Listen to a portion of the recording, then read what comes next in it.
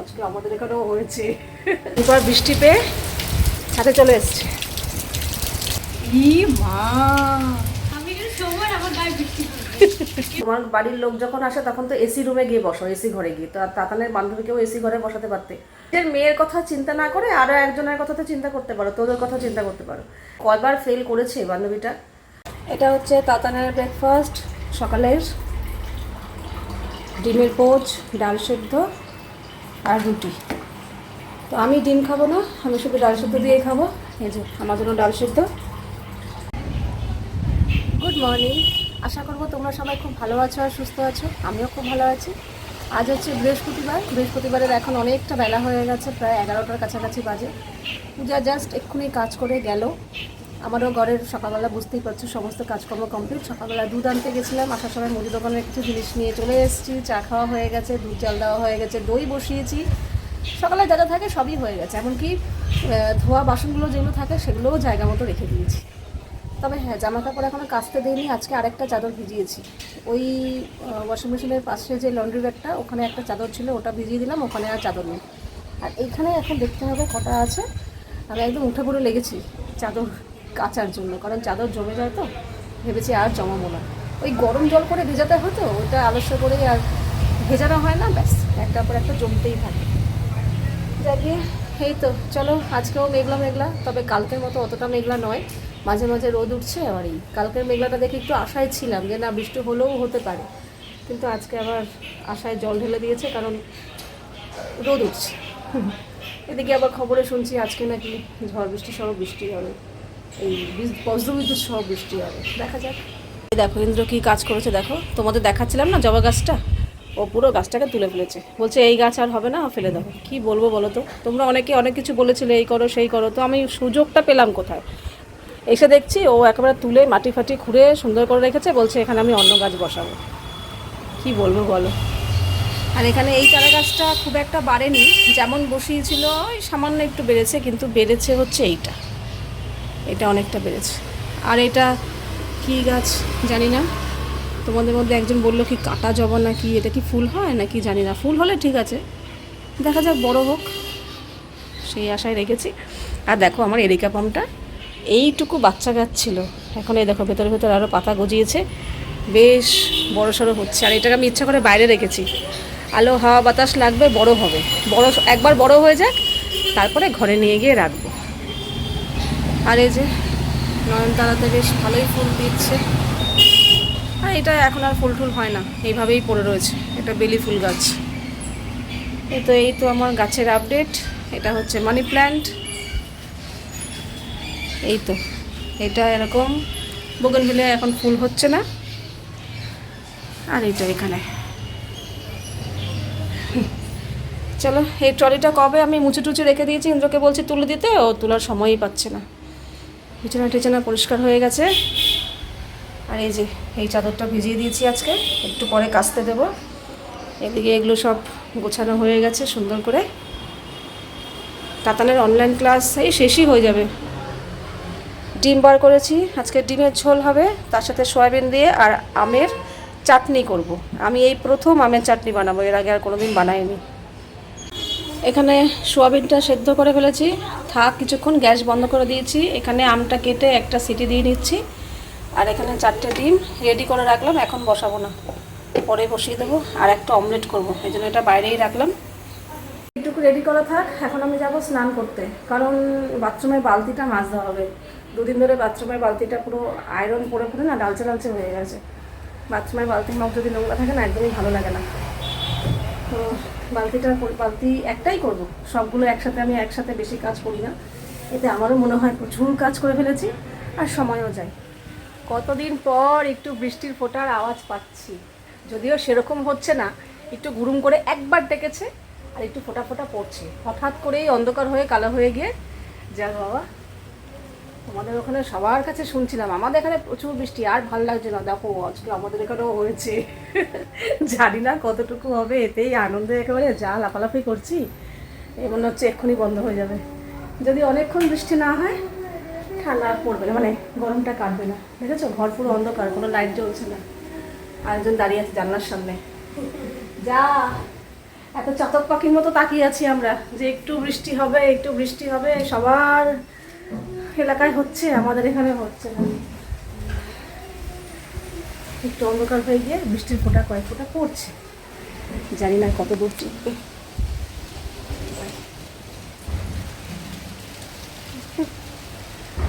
দেখতে এলাম বৃষ্টি, ভালো লাগছে বেশ। যাকি চলো, স্নান টান হয়ে গেছে, পুজো হয়ে গেছে, এবার রান্না বসা। অবস্থা দেখো, এতদিন পর বৃষ্টি পেয়ে ছাদে চলে এসছে। কিরে দেখো বৃষ্টিতে ভিজছে। ও অবশেষে অপেক্ষার অবসান, আমাদের এখানেও বৃষ্টি হচ্ছে। না আমার স্নান না হলে আসতাম, স্নান হয়ে গেছে। একটু নাচ, বারিশ কে মৌসুম মে। বাবা কি যে ভালো লাগছে, বেশ ভালোই বৃষ্টি হচ্ছে। এরকম যদি কিছুক্ষণ হয় গরমটা একটু কমবে। হ্যাঁ হ্যাঁ, এদিকটা আয়, এদিকটা আয়।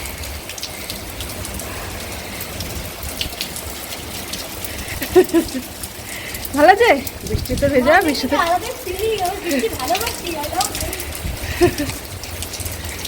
সত্যি।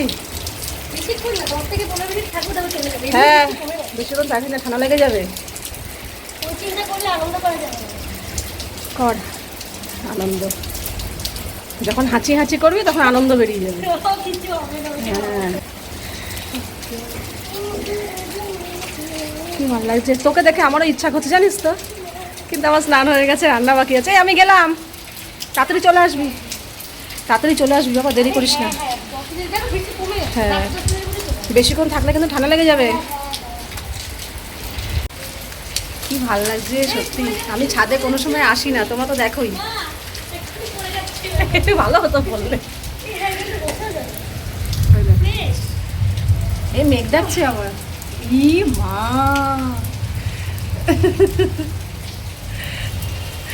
ভালো লাগছে। হ্যাঁ ছাদে খুব একটা আসে না, কিন্তু আজকাল বৃষ্টি দেখে আর ও বললো আমি ভিজতে যাচ্ছি, আমি লোক সামলাতে পারলাম না। না কি চাইছিস তুই?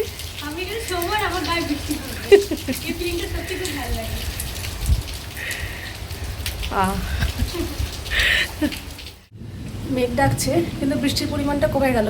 যাই হোক, যেটুকু হয়েছে ওতেই শান্তি। আমি হাঁপাচ্ছি রীতিমতো।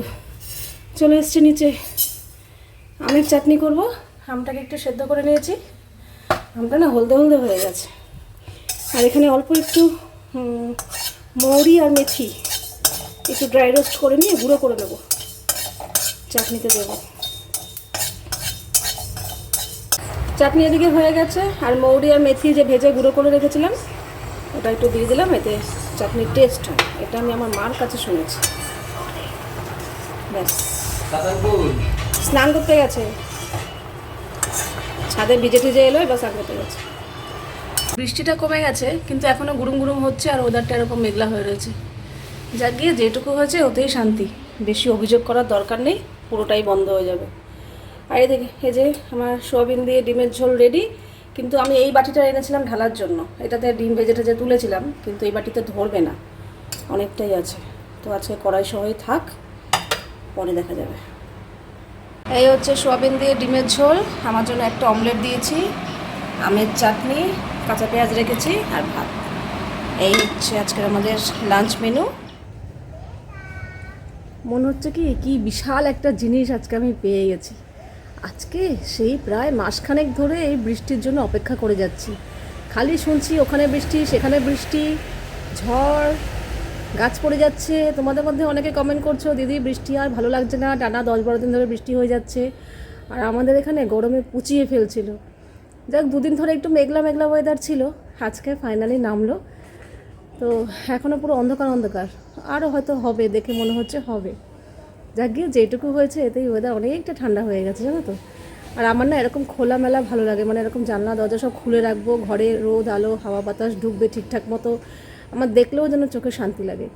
কিন্তু কিছু করার ছিল না, যেই পরিমাণ গরমটা পড়েছিল এসি চালাতেই হতো, তার জন্য জানলা দরজা সব বন্ধ করে দিতে হতো, অন্ধকার ঘরে রাখতে হতো। এই যে এখন প্রকৃতি এসি দিয়ে দিয়েছে, ব্যাস এর উপরে আর কোনো এসির কোনো প্রশ্নই নেই। দারুণ লাগছে, দারুণ। আর বৃষ্টি বৃষ্টি হওয়ার পর গাছের পাতাগুলো পুরো সবুজ হয়ে যায়, তো পরিষ্কার হয়ে যায়, আরও যেন বেশি দেখতে ভালো লাগে। যাক, ফাইনালি এখন আমিও বলতে পারবো যে আমাদের এখানেও বৃষ্টি হয়েছে। সমানে কিন্তু টিপটি টিপটি করে বৃষ্টি পড়েই যাচ্ছে। আর এই যে তাতান আজকে রেনকোট পরে যাচ্ছে। টিপ টিপ করে বৃষ্টি এখনও হয়েই যাচ্ছে। যাক, ওয়েদার পুরো চেঞ্জ হয়ে গেছে। এতক্ষণ আমি সন্ধ্যে টন্ধে দিলাম, যা যা কাজকর্ম করলাম পুরো ফ্যান ছাড়া, কোনো রকম কষ্ট হয়নি। আর ঘাম তো দূরের কথা, একদম মানে দারুণ ওয়েদার হয়ে গেছে, দারুণ। এটার অপেক্ষাতেই এতদিন ছিলাম। কমেন্টগুলো দেখছিলাম, তো ভাবলাম এখনই বলে দিই যেসব কমেন্টে রিপ্লাই দিতে হবে।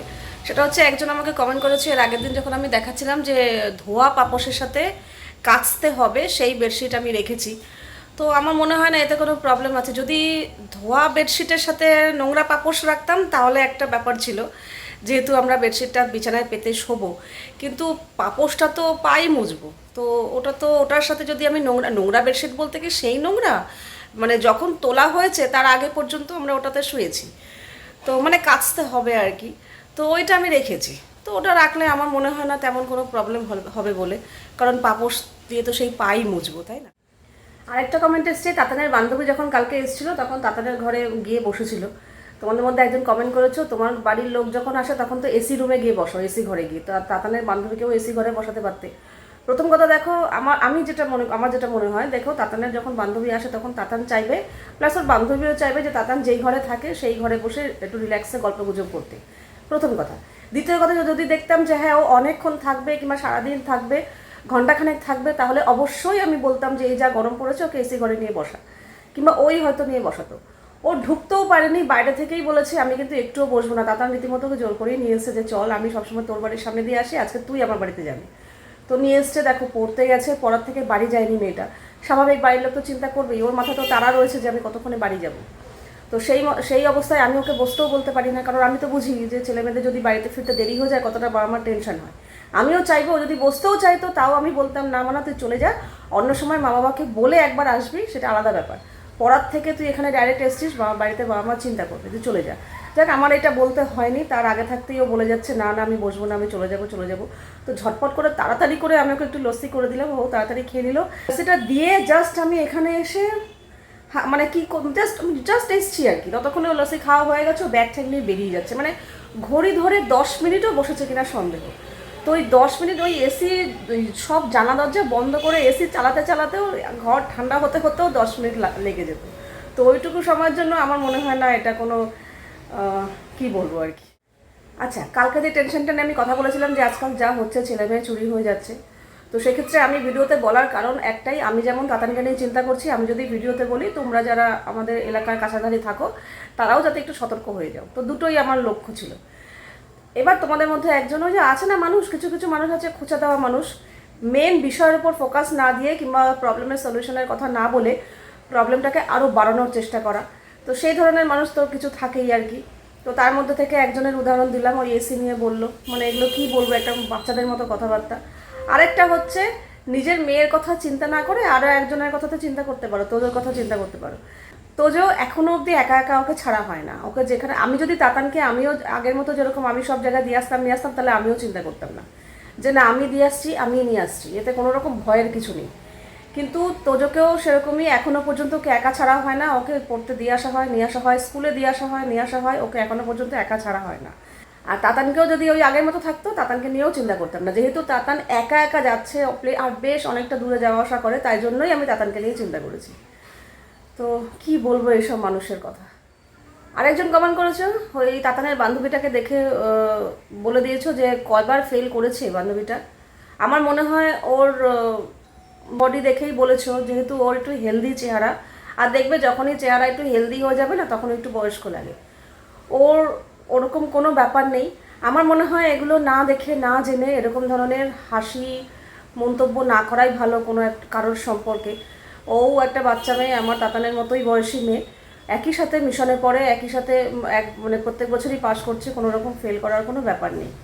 এক একজনের হয় না, শরীরের গঠনই ওরকম থাকে যে একটু ভারভাত্তিক লাগে দেখতে, তো ওই মেয়েটার ওরকমই ব্যাপার, আর কিছু না। আর আমার মনে হয় ওরকম দেখে এরকম বলাটা উচিত না। আরেকজন কমেন্ট করেছো, দিদি তোমাদের লিফট থাকতে তোমরা সিঁড়ি দিয়ে ওঠানামা কেন করো? আমি আগে ইন্দ্র কোনোদিনই লিফট ইউজ করে না, ও প্রথম থেকে সিঁড়ি দিয়েই ওঠানামা করে। আর তাতান প্রথম প্রথম লিফটে ওঠানামা করতো, তারপর দেখলাম ও আস্তে আস্তে সিঁড়িটাই ব্যবহার করলো, লিফট করতো না। আমি বলতাম মানে দূর লিফট যতক্ষণে আটকাবো বন্ধ করবো এই করবো ততক্ষণে আমি চলে যাবো নিচে। তো যাই হোক, আর আমি লিফটই ব্যবহার করতাম, নামার সময় সিঁড়ি দিয়ে নেমে যেতাম, কিন্তু ওঠার সময়টা আমি লিফট ইউজ করতাম সব সময়। কিন্তু তুমি হয়তো আমার নতুন ভিউয়ার্স জানো না, আমি কিন্তু রিসেন্ট মানে কয়েক মাস আগে হয়তো হবে লিফটে আমি আটকে গেছিলাম। লিফটে উঠেছি, ঠিক পৌঁছতে যাব তার একটু আগে লোডশেডিং হয়ে গেছে আর লিফট আটকে গেছে। তো অনেক ঝামেলা ঝঞ্ঝাট করে সেই চাবি ঠাবি দিয়ে মানে হইচই করে ওই গেট খুলে আমি কোনো রকম আসতে পেরেছি। তো সেই সময়টা আমি প্রচণ্ড পরিমাণে ভয় পেয়ে গেছিলাম যে যদি আটকে যায়, যদি খারাপ হয়ে যায়। হ্যাঁ, বেরোবো তো অবশ্যই, কোনো না কোনো একটা পথ বেরোবেই, কিন্তু কতক্ষণ আটকে থাকবো, কী হবে, এই নিয়ে আমি একটু টেনশনে পড়ে গেছিলাম। তার মধ্যে তাতান ভেতরে রয়েছে, আমি বাইরে দিয়ে দরজা আটকে গেছিলাম, মানে সব কিছু নিয়ে টেনশনে পড়ে গেছিলাম। তখনই আমি মনে মনে ভেবেছিলাম আর আমি লিফটে উঠবো না, এই নমস্কার। তো সেই একটা মনে ভয় থাকা থেকেই আমি লিফটে আর ইউজ করি না, এই আর কি। আর কিছু এসছে, এসে পড়তে বসেছে। যতক্ষণ না আসছিল না মনের মধ্যে মধ্যে টেনশন হচ্ছিল, যাক চলে এসছে এবার আমি নিশ্চিন্ত। আসার সময়ও বৃষ্টি পড়ছিল টুকটুক করে, তো রেনকোট পরেই এসছে। এখানে পেঁয়াজ কাটছিলাম আর এখানে চাউ সেদ্ধ হয়ে গেছে। একটু দাও, তুমি এইটুকু দিচ্ছ কেন? এই খেয়ে আর রাত্রে খেতে পারবে তো? হ্যাঁ, সব পারবো। তোমরা কারা কারা এর মধ্যে ব্ল্যাক পেপার দাও। আয়, এরকম চাউ সিদ্ধ খাও তাতানের মতো। ও সোয়াবিন এখানে না, ওই যে ওইখানে গোলমরিচের গুঁড়ো দিয়ে সোয়াবিন সিদ্ধ করলে সোয়াবিন সিদ্ধ খেতে চায়। হ্যাঁ, ওটাই। চাউ সেদ্ধ করলে চাউ সেদ্ধ খায়। এই যে চাউমিন হয়ে গেছে, আর এই পেঁয়াজ, ডিম আর বাদাম দিয়ে করেছি আজকে, আর আলু দেইনি, আলু দিতে না করেছি। বেজে গেছে 10:30, তো আমরা খেতে বসবো। ও অলরেডি বসে পড়েছে। এবার আমাদের এখন বাজে 11:10, তাই তো? হ্যাঁ, আমাদের খাওয়া দাওয়া হয়ে গেছে। তাতানের এখনও হোমওয়ার্ক বাকি আছে, কালকে স্কুলের একটুখানি, কালকে জমা দিতে হবে, তো ওটা কমপ্লিট করছে, হয়ে গেছে, আর একটুখানি বাকি আছে। আমার ওদিকে সব কাজ কমপ্লিট, রান্নাঘর গ্যাস ট্যাস মোছা, টেবিল মোছা সবই হয়ে গেছে। এখন জাস্ট গা তো ধোয়ার প্রশ্ন নেই, ওয়েদার ঠান্ডা হয়ে গেছে, গাড়িটা চেঞ্জ করে শোবো। আমি দিয়েছি, জানলা বন্ধ কর, বৃষ্টির মতো পোকামাকড় ঢুকবে, সেদিকে জানলা বন্ধ কর। না সারাদিন ওদের উপভোগ করছি, আর একটা কোনো উপভোগ করতে হবে না। ভুলে যাবি দিতে পারে,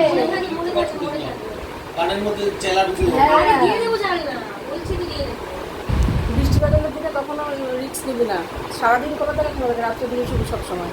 তো চলো, আজকের ভিডিওটা এখানে শেষ করছি। আবার দেখা হবে তোমাদের সাথে নেক্সট ভিডিওতে। তোমরা সবাই খুব ভালো থাকবে, সাবধানে থাকবে, সুস্থ থাকবে। তাহলে love you all, good night.